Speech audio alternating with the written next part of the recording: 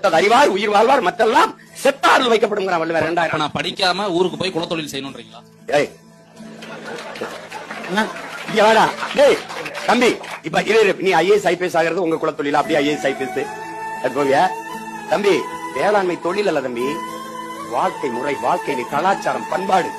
இங்க பாரு, ஏன் தொழில் இல்லைன்னா தாய் குழந்தைக்கு பால் ஊட்டுறது எப்படி தொழில் இல்லையோ அப்படி பூமி தாய் தன் பிள்ளைகளுக்கு சோறு ஊட்டுறது தொழில் இல்ல. வேளாண்மை என்பது வாழ்வியல் முறைடா தம்பி. டேய் அப்படி சொல்லாத. உனக்கு பிடிக்கலைன்னா விட்டு குலத்தொழில்னு சொல்லாத. அது குலத்தொழில் இல்ல, குல தெய்வத்தின் தொழில். அதை புரிஞ்சு பேசு. வேளாண்மை என்பது உலகத்துக்கு உணவளிக்கிற தெய்வத்தின் தொழில். விருந்தோம்பி இல்வாழ்வு, இருந்தோம்பி இல்வாழ்வதெல்லாம் விருந்தோம்பி வேளாண்மை செய்தற் பொருட்டு.